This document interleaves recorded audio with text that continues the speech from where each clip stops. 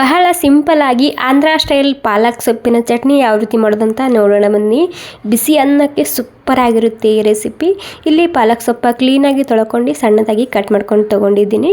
Mixie ಜಾರಿಗೆ ಹುಣಸೆಹಣ್ಣು, ಬೆಳ್ಳುಳ್ಳಿ, ಈರುಳ್ಳಿ, ರುಚಿಗೆ ತಕ್ಕಷ್ಟು ರೆಡ್ ಖಾರದ ಪುಡಿ ಮತ್ತು ರುಚಿಗೆ ತಕ್ಕಷ್ಟು ಉಪ್ಪು ಮತ್ತು ಸ್ವಲ್ಪ ಜೀರಿಗೆ ಹಾಕ್ಕೊಂಡು ಹಾಗೆಯೇ ಇದನ್ನು ರುಬ್ಕೊಂಡು ತೊಗೋಬೇಕು. ನೋಡಿ ಈ ರೀತಿ ರುಬ್ಕೊಂಡಿನಿ. ಇವಾಗ ಕಡೆಯಲ್ಲಿ ಎಣ್ಣೆ ಹಾಕ್ತಿದ್ದೀನಿ.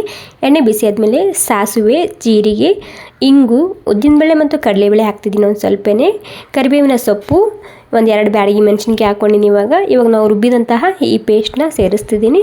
ಇವಾಗ ಮೊದಲಿಗೆ ಹಸಿ ವಾಸನೆ ಹೋಗೋ ತನಕ ಮೊದಲಿಗೆ ಹುರ್ಕೊಂಡು ತೊಗೋಬೇಕು.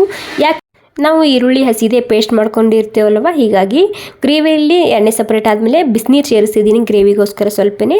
ಮತ್ತು ನೋಡಿ ಎಣ್ಣೆ ಸಪ್ರೇಟ್ ಆಗಿದೆ. ಇವಾಗ ಎಣ್ಣೆ ಸಪ್ರೇಟ್ ಆದಮೇಲೆ ಇದಕ್ಕೆ ಪಾಲಕ್ ಸೊಪ್ಪನ್ನ ಸೇರಿಸ್ತಿದ್ದೀನಿ. ಅದ್ರ ಜೊತೆಗೆ ಸ್ವಲ್ಪನೇ ಅರಿಶಿನ ಹಾಕ್ಕೊಂಡಿನಿ. ಇವಾಗ ನೀಟಾಗಿ ಒಂದು 3 ನಿಮಿಷ ಅಥವಾ ಒಂದು 4 ನಿಮಿಷ ಇದ್ರ ಜೊತೆಗೆ ಕುದಿಸ್ಕೊಂಡು ತೊಗೋಬೇಕು ಅಷ್ಟೇ. ಅಂದರೆ ಇಲ್ಲಿ ಪಾಲಕ್ ಸೊಪ್ಪ ಕರಗ್ಕೊಂಡು ತೊಗೋಬೇಕು ಅಷ್ಟೇ. ತುಂಬಾ ಹೆಲ್ದಿಯಾಗಿರುವಂತಹ ರೆಸಿಪಿ, ತುಂಬಾ ಸುಲಭವಾಗಿ ಮಾಡ್ಕೋಬೋದು.